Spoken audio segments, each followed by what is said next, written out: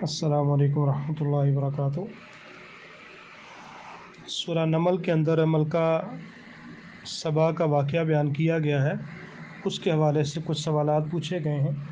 تو پہلی بات تو یہ ہے کہ یہ سورہ سبا کے اندر نہیں ہے، یہ 19واں پارہ ہے اور سورہ نمل ہے، اس کے اندر یہ واقعہ بیان کیا گیا۔ سبا ایک شہر یا بستی کا نام ہے، اور فتح القدیر یہ کتاب ہے، اس کے اندر یہ لکھا گیا ہے کہ سبا اس بستی یا شہر کا نام ہے، اور اس کی ملکہ کا نام بعض روایات میں بلقیس بیان کیا گیا ہے، اور یہ شہر یمن سے 3 دن کے فاصلے پر ہے، اور مارب یمن کے نام سے یہ معروف شہر ہے۔ تو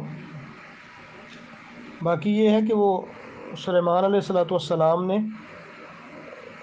وہ اللہ کے صرف بادشاہ ہی نہیں تھے بلکہ اللہ کے پیغمبر بھی تھے، تو اس لیے ان کی طرف سے تو لوگوں کو بعض جیسے بیان کیا جاتا ہے کہ ان کو ذلیل کیا گیا یا بلا کے پریشان کیا گیا، تو اس طرح کا معاملہ نہیں ہے۔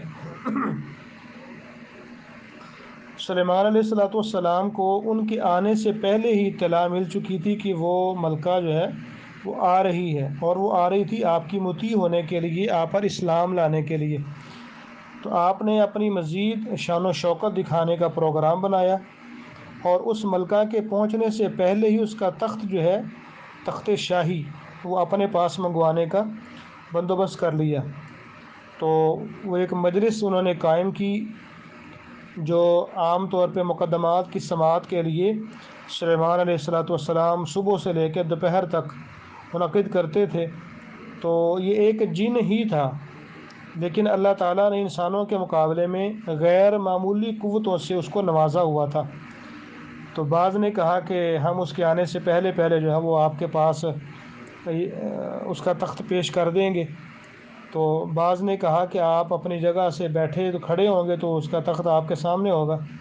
تو ایک شخص جس کے پاس علم تھا، تو اس نے کہا کہ آپ آنکھ جھپکیں گے تو آپ کے سامنے اس کا جو ہے نا وہ تخت موجود ہوگا۔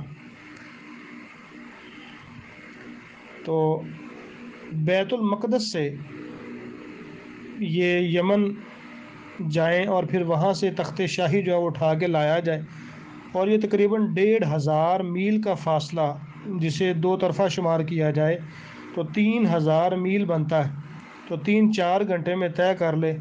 تو ایک طاقتور سے طاقتور انسان بھی اول تو اتنے بڑے تخت کو اٹھا ہی نہیں سکتا، اور اگر وہ مختلف لوگوں یا چیزوں کا سہارا لے کر اٹھوا بھی لے تو اتنی قلیل مدت میں اتنا سفر کیوں کر ممکن ہے؟ تو وہ شخص کون تھا جس کے بارے میں کہا گیا ہے کہ وہ اس کے پاس علم تھا؟ تو اس یہ مراد انسان نہیں ہے بلکہ وہ کوئی جن ہی تھا۔ تو وہ کتاب کون سی تھی یا علم کیا تھا جس کے زور پر یہ دعویٰ کیا گیا؟ اس میں مفسرین کے مختلف اقوال ہیں، اور ان تینوں کی پوری حقیقت اللہ تعالیٰ ہی جانتا ہے کہ وہ جس شخص نے کہا تھا کہ وہ کون تھا، اور یہ کتاب کون سی تھی، اور یہ علم کون سا تھا، اس کی حقیقت جو ہے وہ اللہ ہی جانتا ہے۔ بس قرآن کے الفاظ سے جو معلوم ہوتا ہے وہ اتنا ہی ہے کہ وہ کوئی انسان ہی تھا جس کے پاس کتاب الہی کا علم تھا۔ تو اللہ تعالیٰ نے کرامت اور اعجاز کے طور پر اسے یہ قدرت دے دی کہ پلک جھپکتے میں وہ تخت لے آیا، اور کرامت اور معجزہ نام ہی ایسے کاموں کا ہے جو ظاہری اسباب کے خلاف ہوں۔ یعنی جس آدمی نے یہ کہا تھا کہ آپ کے بیٹھ کر کھڑے ہونے سے پہلے میں وہ تخت آپ کے سامنے پیش کر دوں گا، تو وہ کوئی جن ہی تھا۔ اور یہ جس نے کہا تھا کہ میں آنکھ جھپکنے کے برابر آپ کے سامنے پیش کر دوں گا، تو وہ بیان یہی کیا جاتا ہے تفسیر کی کتابوں کے اندر کہ وہ ایک انسان ہی تھا۔